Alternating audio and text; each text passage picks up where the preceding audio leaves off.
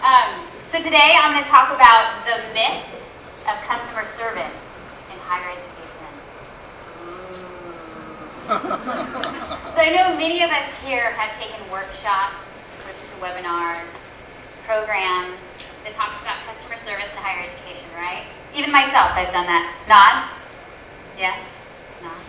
Excellent. I'm not here to discredit customer service. What I really want to talk about today is customer service versus being student-centered. That's what I want to talk about. So I want everyone to stay with me today to the very end. It'll all make sense. I promise. I won't lose you. So what's really, really important for me is audience participation. So you have these handy dandy. You're probably wondering what these were for, right? Yeah? Yeah. I know if I ask people to stand up, sit down, some of you would want to stand, who would feel comfortable standing, but I think we all can feel comfortable with these, right? As you can see, I spared no expense. You know you're doing a high-quality craft project when you use popsicle sticks, right?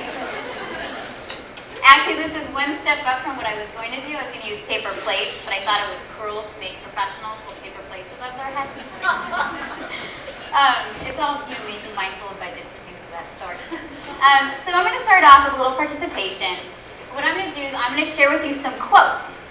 Some of the quotes are about customer service, and some of the quotes are about being student-centered or best practices in student affairs. I changed the language of the quotes so they were all kind of universal, similar language. For example, instead of saying customer, I use the word student. So the first thing I want you to do is I'm going to share with you the quote. I want you to think about that quote and think about what does it mean to you? What does it mean to the work that you do at UAA? And if it resonates with you, you can hold up the yes. If it doesn't, you hold up the no. And then once we've done taking a poll and voting for whatever decision we make for ourselves, I want you to guess, is this a quote about customer service? Or is this a quote about being student-centered and best practices in student affairs? Are you all ready? Ready. Where's the energy? Ryan, I know nothing about being this way all the time, every day you wake up and those things like this. So the first quote I have is, the student is always right. If the student is ever wrong, reread rule number 1.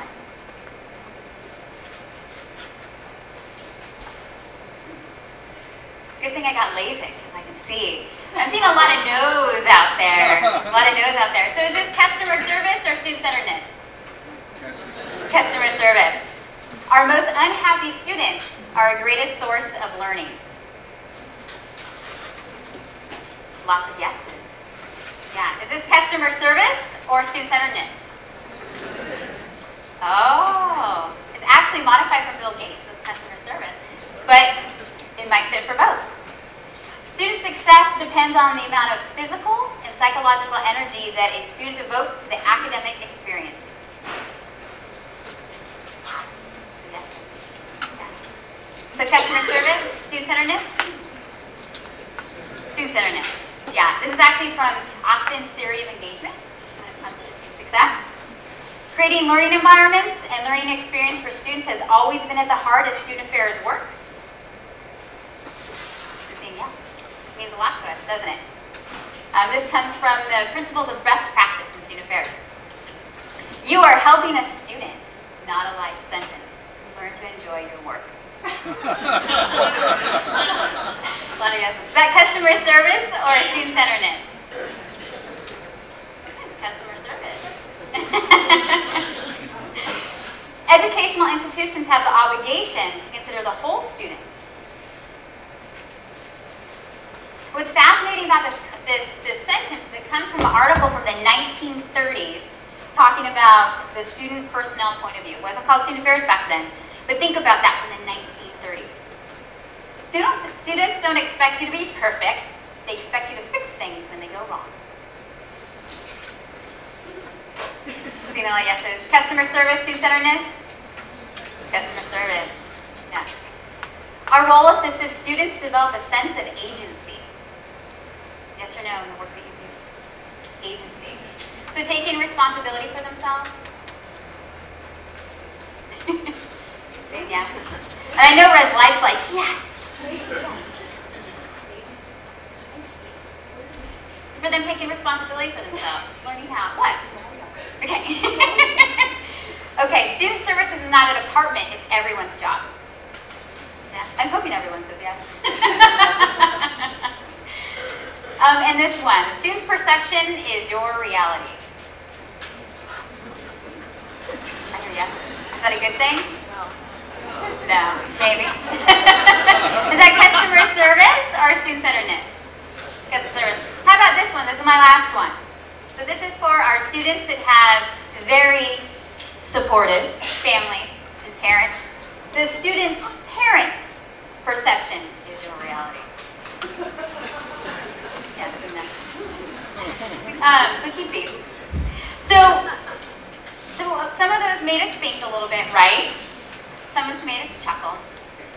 And so as you can see, some concepts of customer service don't necessarily fit when it comes to the work that we do. So I want to dive in this a little deeper.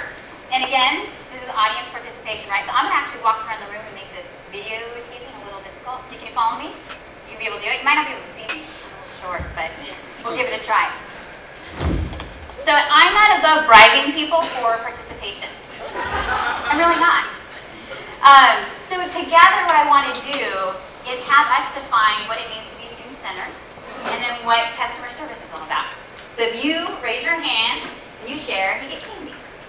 If you don't want candy, you can take the candy and I'm willing to replace it with fruit or something later because I know some of you are eating healthy. Some of you can't have candy. So know that's a deal. You can take it and I'll trade for later. So I'm going to go with customer service first. So who wants to share with me their own definition of customer service? Yes, Linda. Customer service is all about protecting the image of the company or the organization to make sure that it stays healthy and profitable. Did everyone hear that? Yeah? Excellent. Anyone else? I got one. Yeah. Treating someone as I would want to be treated. Treating someone as I would like to be treated. Excellent. One more about customer service. Come on. Don't make me call you all out. I know most of the things, so I can do it by accident.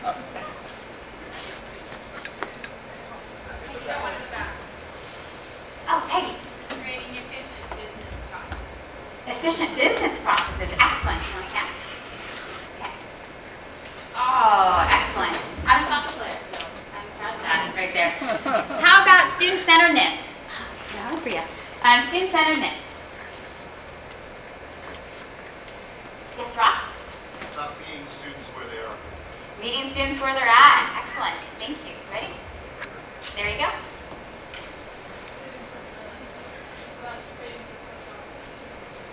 Creating successful outcomes for students. Thank you. Fantastic. One more. Yes? Being honest. Being honest. Fantastic. Want to catch? Sure. Oh, there you go. Good catch. Good catch. So as you think about the quotes and the definition, let's think about that missing piece when we just talk about customer service. I just lost my shoe. Let's talk about the missing piece. With the concept of customer service, the customer has no responsibility. And so we're all gonna go on an adventure together. We're all gonna go buy donuts together, okay? We're gonna go to the donut shop. We're gonna enter. We're gonna give our order. We're gonna pay. And we're gonna get our tasty donut. I love pink with sprinkles. You know, you might like a Dr. Lee. You might want a bear claw. You might have a jelly donut. You know, you can choose whatever be your tasty treat. When you think about that, what responsibility did we have when we entered the store? To pay, right? Because if we didn't pay, we'd be stealing, and that's not okay, right? However, the cashier needed to greet us, right? That's good customer service, saying hello, greeting, making sure that he or she got our order right, making sure we got correct change and we paid in cash, right? But we didn't have those same type of responsibilities. I don't have the responsibility to come in and greet the cashier, right? I do, because I'm a good person, but we don't have that responsibility, and I'm seeing my time is running out. And so what's important about this is that, yes, we are in the business of education, right? But education is not something we can consume like a tasty donut. Give me a few seconds. Okay, tasty donut. It's created, right? And so students may pay a tuition, but they still have the responsibility to do the work. We also have the responsibility to help with that creation of that education, that experience. So I'm going to do another yes/no activity.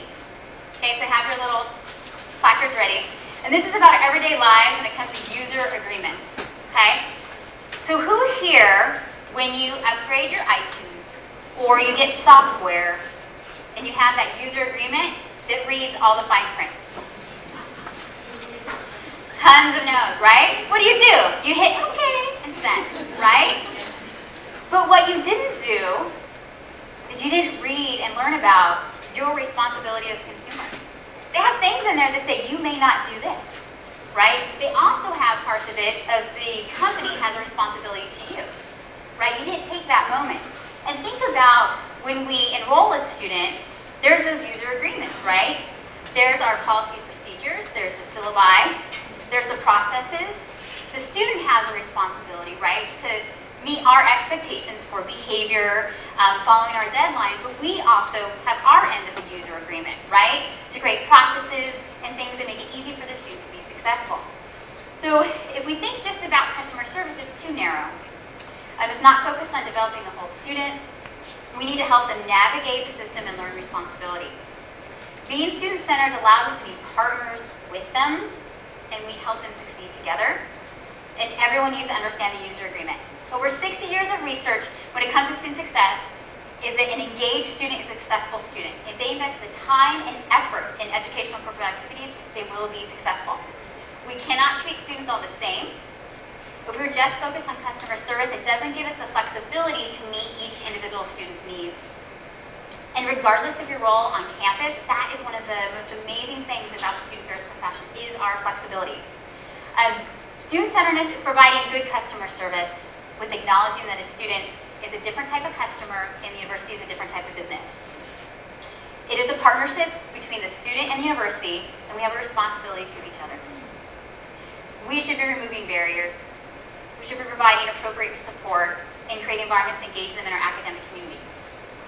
We provide care to the students, and titles don't matter if you care. Every single person in this room can be student-centered, and everyone can be student affairs of excellence. So I do have something, and I am running out of time, and so I'm actually going to put these up so you can see later. I have examples of how we know students matter at UAA.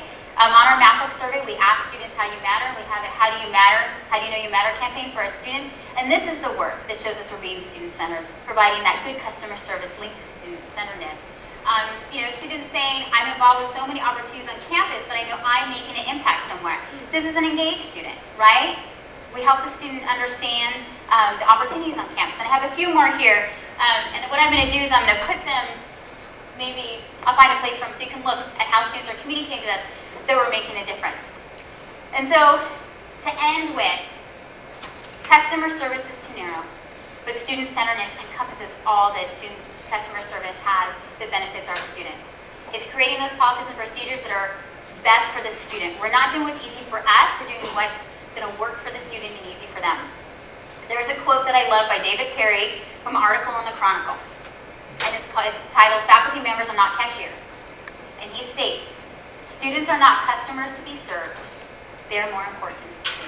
Thank you.